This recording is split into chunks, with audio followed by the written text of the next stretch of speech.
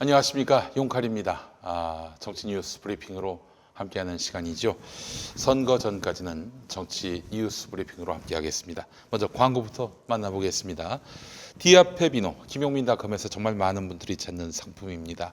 디아페비노는 습진이나 가려움증, 땀띠, 모낭충, 여드름 등으로 고민인 분들 꼭 한번 써보시라고 말씀드리고 있습니다. 유황의 살균 효과와 제주도산 마유의 보습 효과가 놀라운 결과를 만들 것입니다. 김용민도 샤워할 때, 머리 감을 때 디아페비누를 애용합니다. 써본 분들은 거의 대부분 후회하십니다. 왜 내가 진작 디아페비누를 알지 못했나 이러면서 후회하세요. 비누의 끝판왕 디아페비누를 김용민닷컴에서 만나보시기 바랍니다. 뿌리 깊은 샴푸입니다. 탈모 샴푸나 건강약품, 레이저 등 좋은 거 다 해봤는데 효과 없는 분, 탈모 의약품을 쓸 수 없는 가임기 여성이나 성장기 청소년, 그리고 탈모약 쓰다가 부작용이나 경제적 이유로 중단하시고 다시 나빠지신 분, 모발 이식 후에 나머지 부분이 다시 나빠지는 분, 탈모약으로 관리하고 있지만 더 튼튼히 오래 유지하고 싶으신 분, 탈모약을 줄여서 최소의 양만으로 유지하고 싶으신 분, 머리카락이 가늘어지고 푸석해지고 지속적으로 빠지는 분들, 뿌리 깊은 샴푸와 모낭 영양제 만나보시기 바라겠습니다. 문의 전화 1566-7871, 1566-7871가 되겠습니다. 이번에는 신약입니다. 신발의 약입니다. 신약. 땀이 가득 차 찝찝한 신발 때문에 고생하시는 분들을 위해서 스마트 름뱅이의 휴대용 듀얼 신발 살균기, 신발 속의 약, 신약을 소개해 드립니다. 신약은 신발 내부의 습기를 자동으로 진단하고 온풍 대류와 UV로 이중 살균해서 신발 내 세균을 최대 99%까지 삼열시켜 줍니다. 또한 신약은 산업통상자원부 주최 한국디자인진흥원이 주관하는 굿디자인 어워드에서 2019 우수 디자인 상품으로 선정된 제품이기도 합니다. 청취자분들을 위한 이벤트도 진행하고 있는데요. 배송 요청 메시지에 김용민 TV 보고 왔어요 라고 적어주시면 충전기를 사은품으로 드립니다. 스마트 름뱅이 공식 홈페이지에서는 2,000원 할인 쿠폰도 드린다고 하니까요. 검색창에서 스마트 름뱅이를 검색해 주시기 바랍니다. 정치 뉴스 브리핑 함께 하겠습니다. 경향신문 기사부터 보겠습니다. 이번 총선 결과 여러 여론조사 지표를 보면요.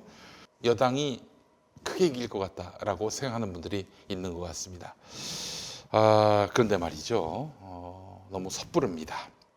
여론조사는요, 흐름, 추이만 보시면 됩니다. 여권이 전반적으로 상승세를 보이고 있고 보수층이 막판에 대결집을 시도하고 있다. 이 정도까지가 공개된 여론조사의 전부입니다. 이제는 선거일까지 여론조사가 공표가 안 되지요. 그렇기 때문에 지금 2단계에서만 보면 여당에게 다소 유리한 측면은 있지만 이 자체로 선거 결과가 그대로 나오게 될 것이다 라고 예측하는 것은 무리입니다.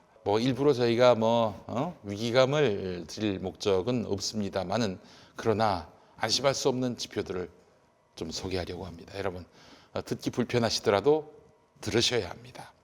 우선 연령대별 총선 유권자 수 변화를 한번 보셔야 됩니다.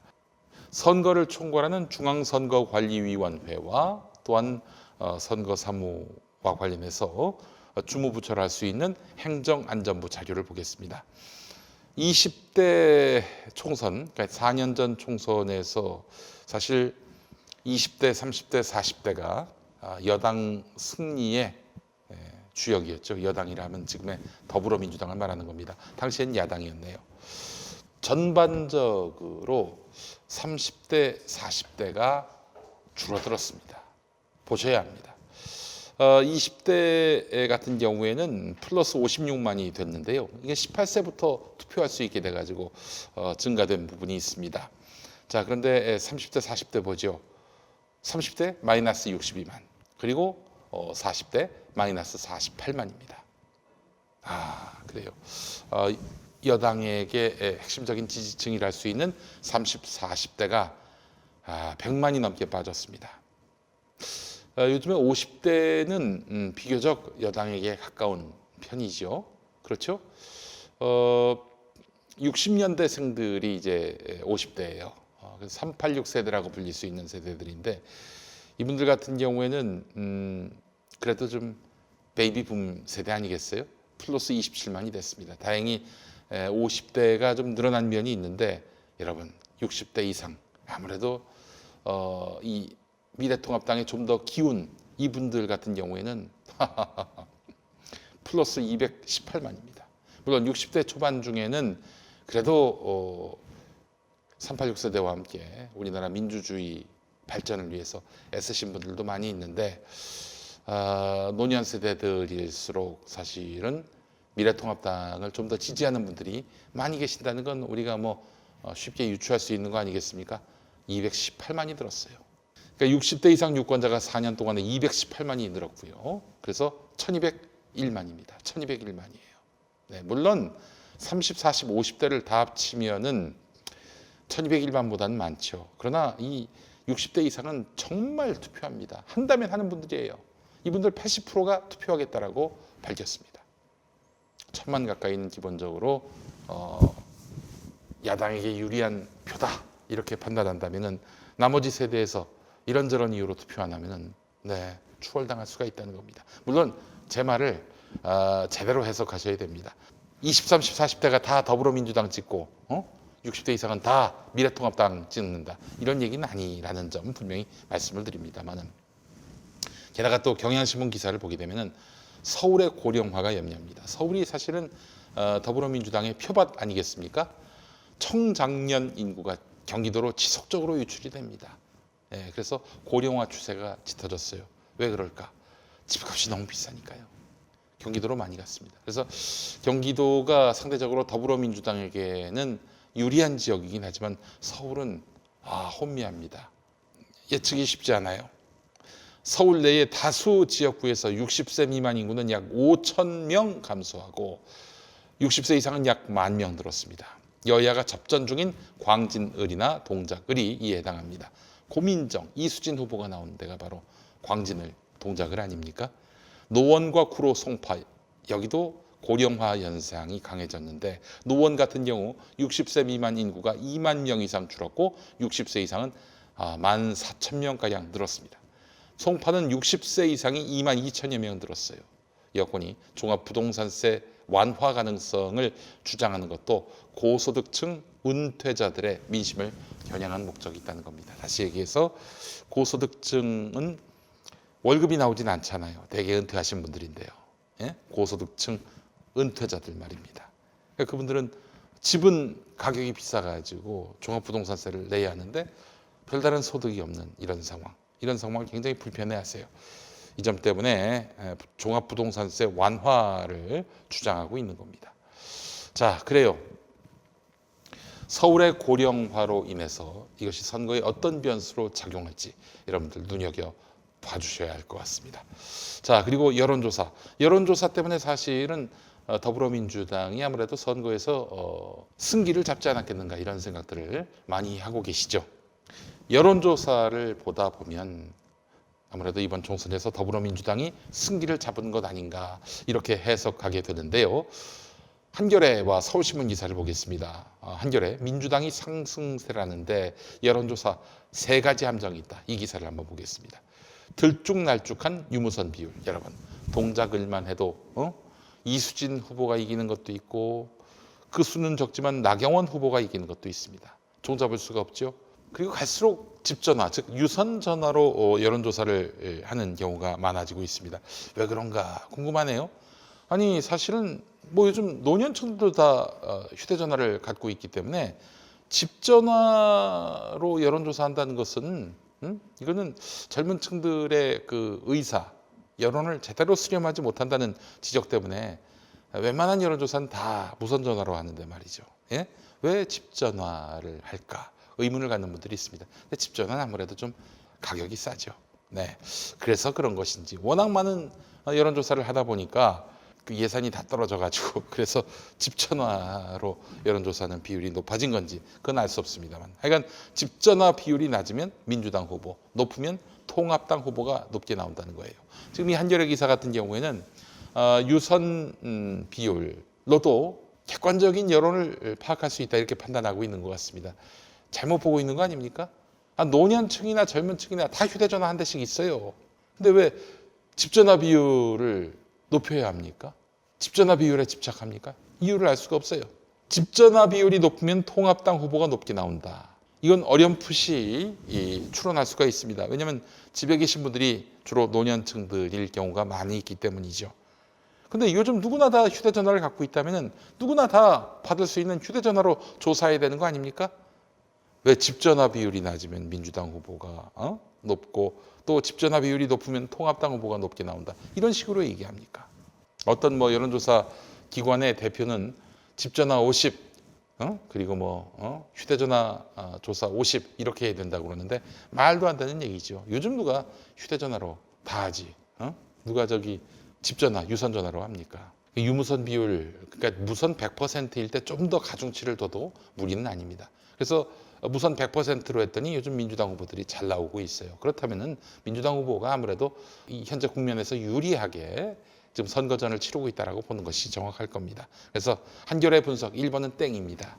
2번 샤이 야당표는 얼마나? 숨은 표심 읽는데도 유무선 비율을 이용한다. 그러니까 이제 숨은 표심, 그러니까 말하자면 보수들이 웬만하면 자신의 그 투표할 정당 후보 잘 안 밝힌다. 그렇기 때문에 이 보수적 유권자들에게 물어봐야 된다. 물어보려면 유선 전화로 해야 된다. 이런 얘기인 것 같은데 글쎄요. 저는 샤이 야당표라는 것이 없다고 봅니다. 샤이 야당표가 있다면 샤이 여당표도 있어요. 저는 그 입장입니다. 어떤 자신의 입장을 구체적으로 밝히지 않는다면은 그거는 여야 두루두루 있을 거란 얘기입니다. 전 도리어 샤이 여당표가 있다고 생각을 합니다. 그게 뭐냐고요? 샤이 열린민주당 표가 있지 않나 하는 그런 생각을 해봅니다. 요즘에 하여간 여당 지지자인데 열린민주당을 지지하는 것이 좀 드러내놓고 밝히기 힘든 그런 표심이다 이런 얘기들이 있더라고요. 있다면은 샤이 열린민주당 표도 적지 않은 분포를 보일 것이다라는 것이 제 생각입니다. 그리고 3번은 맞는 얘기 같아요. 지역구 여론조사의 한계, 이걸 한겨레가 짚었는데 15만, 20만 소단위 조사에는 변수가 많다는 거죠. 차라리 전 국민을 상대로 1000명으로 조사하면 그 적중 확률이 높은데 특정 지역에 한정해서 조사를 한다? 글쎄요. 이건 좀 굉장히 그 표본이 왜곡될 수 있다는 겁니다.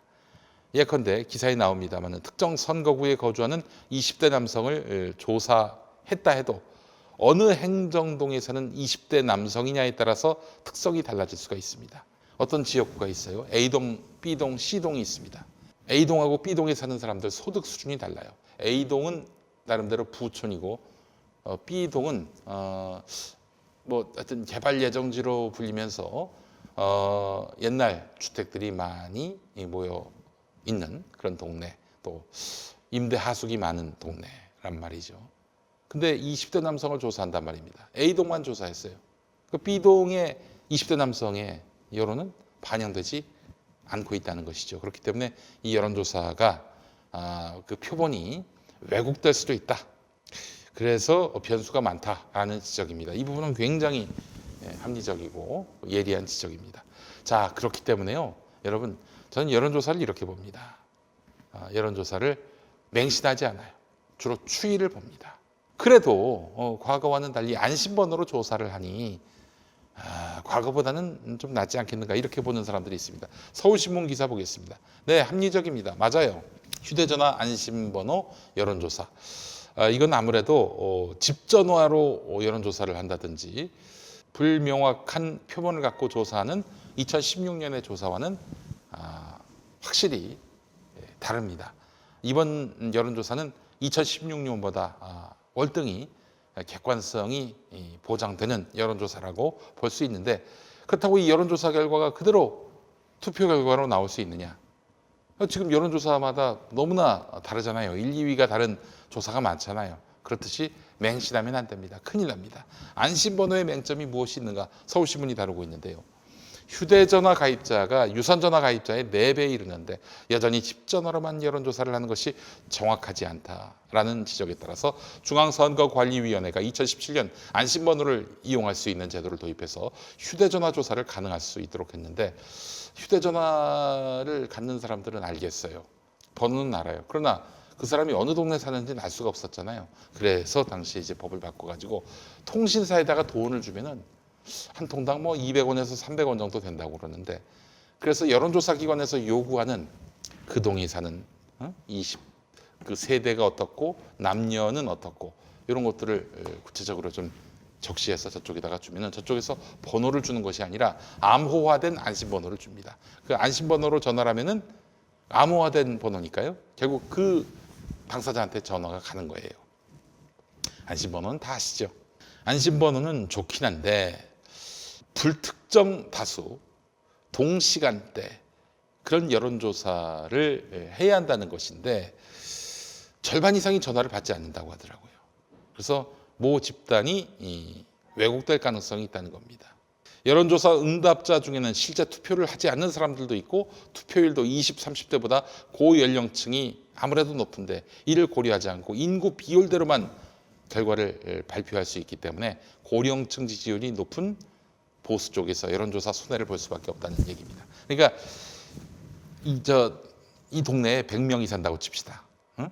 남녀가 50대 50이에요. 세대별로 보면은 20대가 한 20명, 30대가 한 20명, 그리고 40대가 한 20명, 그리고 50대가 한 20명, 그리고 나머지가 다 나머지 비율이고 20% 되겠네요. 그러면은 조사할 때도 100명을 조사한다면 20명, 20명, 20명, 20명, 20명 세대별로 조사를 합니다. 그러나 그는 모두가 다 투표한다는 전제로 하는 거 아니에요? 그런데 20대, 30대, 40대가 상대적으로 투표율이 낮아요. 그러나 60대 이상은 투표율이 매우 높습니다. 근데 세대별로 이렇게 그 비율에 맞게 조사하게 돼 있어요. 가중치를 둘 수가 없습니다. 세대별로. 60대 이상이 투표 많이 한다고 그쪽에다가 가중치를 둘 수가 없게 돼 있어요. 20, 30, 40대가 투표 열심히 하지 않아서 60대 이상이 열심히 투표해가지고 그 결과가 나온다. 그러면 이 여론조사 결과하고 너무 다르지 않겠습니까? 네, 그래서 휴대전화 안심번호 여론조사 역시 적중률이 높다라고 말할 수는 없어요. 결국 여러분 20, 30, 40대가 많이 투표장에 나가야 하는 것이고요. 또한 더불어민주당 지지자들이 투표장에 많이 나가야 더불어민주당이 선거에서 승리할 수 있는 겁니다. 그러니까 여론조사를 맹신하시면 안 돼요. 제가 여론조사를 보는 법은요, 이겁니다. 이 후보, 경쟁 후보, A 후보, B 후보가 있다고 칩시다. A 후보가 상승세인가, B 후보가 상승세인가. A 후보가 상승세고 B 후보가 하향세다? 그런 상황이라면은 뭐 볼 것도 없습니다. 또 여론조사에서 한 20% 이상 격차가 나면은 그게 좁혀지지 않으면 그건 좀 어려워요. 그러나 5% 이내에서 오차 범위 안에서 경쟁이 붙는다면은 그거는 뭐 얼마든지 반전될 수 있다.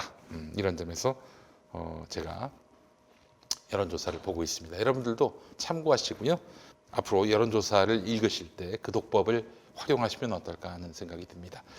제가 봤을 때는 지금의 여론조사 결과를 보게 되면은 그래도 민주당이 다소 앞서는 분위기다. 다소 유리한 분위기다. 이런 점만은 분명해 보입니다. 그 이유 중에 하나는, 또 하나의 이유는 바로 이 미래통합당 사람들의 거듭된 헛발질입니다. 그럴 수밖에 없어요. 이번 총선에서 미래통합당은 굉장히 안 좋은 구도로 지금 선거를 치르게 되어 있습니다.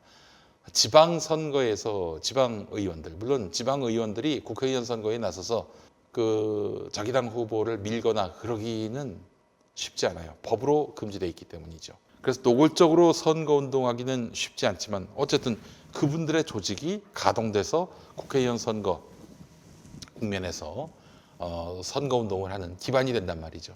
근데 여러분 지난 2018년 지방선거 보십시오. 이 영남 빼고 특히 그 영남이라 하면 TK 빼고는 나머지는 거의 몰패를 했어요. 그러다 보니까 조직이 없어, 조직이. 지금 그래서 미래통합당 후보들은 정말 선거에서 진땀을 빼고 있습니다. 조직이 없어요, 조직이.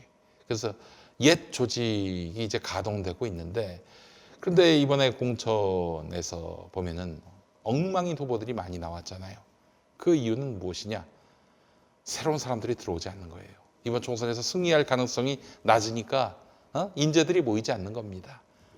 돌아가신 정두원 전 의원이 그런 말씀하셨어요. 사람이 모여야, 뭐 또 사람이 붙어야 선거 때 좋은 상품 내놓고 유권자들에게 지지를 받을 수 있을 텐데, 아니 지금은 이 미래통합당에 사람이 모일 수 없는 구조다, 이런 이야기를 하셨던 기억이 납니다.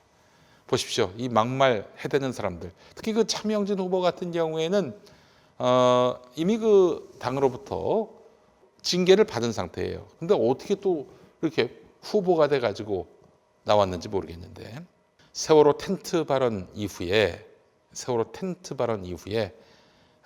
정말 국민적 공분을 사고 있습니다. 이게 수도권 표심에 어떤 영향을 미칠지 상당히 또 궁금해지는 대목이 있는데요. 또 이게 또 뭐 보수층들에게 결집하는 그런 효과를 낳을 수도 있다, 이렇게 보는 사람들이 있는데, 우리 국민들이 어디 그 차명진 같은 사고방식을 가진 사람들이 몇이나 있겠어요. 가로세로 연구소, 강용석, 김세희, 김용호, 이 친구들은 그런 사고를 가질 수도 있겠네요. 차명진 얘기는 이렇습니다. 세월호 자원봉사자와 세월호 유가족이 텐트 안에서 말로 표현할 수 없는 문란한 행위를 했다. 그러니까 이제 참, 저도 참 이걸 인용하기가 그런데, 뭐 3명이라는 거 아니에요. 3명. 제가 알아봤습니다. 취재했습니다. 이거 조선일보 기사에 나온 류하경 변호사도 얘기했습니다만은 허위 사실이고 전혀 사실이 아니다라고 얘기했는데 맞습니다. 예. 무슨 세월호 텐트에서 뭐 3명이, 완전한 거짓말입니다. 터무니없는 거짓말이에요, 여러분. 이건 사실 이런 거에 대해서 팩트 체크하는 것 자체가 너무 괴로운 일입니다. 예. 그런 일 없어요. 그런 일 없습니다. 통합당 안팎에서는 논란을 빚은 차 후보의 지난해 페이스북 발언, 그 세월호 유족들을 또 비난하는 거 아닙니까? 너무 헤쳐먹는 거 아니냐는 식으로의 이야기. 하여간 미래통합당으로서는 지금 사람이 없기 때문에 엉뚱한 인간들, 저급한 인간들이 당 후보가 돼도 어떻게 제동을 걸 수 없는 그런 상황이었어요. 네, 이런 상황에서 총선을 맞이하게 된 건데, 저는 그런 의미에서 지금 미래통합당을 과연 찍어야 하나, 이런 지지자들의 고민이 더 깊어졌다고 생각을 합니다. 어제만 해도 막말은 또 나왔습니다. 어제 돌출된 막말 보겠습니다. 포항 남울릉 미래통합당 김병욱 후보, 분당에도 저 김병욱 후보 있는데 그건 더불어민주당 소속이죠. 동명이인입니다. 포항 남울릉의 미래통합당 김병욱 후보, 포항을 썩은 땅에 비유했습니다. 쥐가 출마한 곳인데 거기를 썩은 땅이라고 말한 거예요. 그리고 세종을의 김병준 후보 선대위원장인 조관식이라는 사람은 노무현 전 대통령 비하하는 그림을 올렸습니다. 그리고 전북 군산의 미래통합당 이근열 후보, 차이나타운의 성매매 단지, 유곽 단지를 유치하겠다. 와, 그걸 공보에 실었다는 거 아닙니까?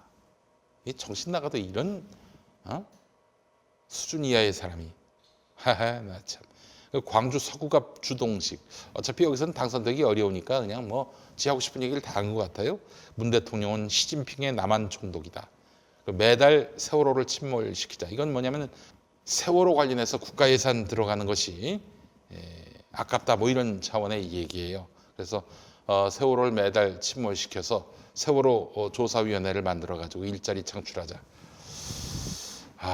이 주둥이가 진짜, 주동식의 주둥이, 정말 할 말을 잃게 만듭니다. 그리고 김종인 선대위원장, 더불어민주당의 과반을 도와달라, 이런 말을 했습니다.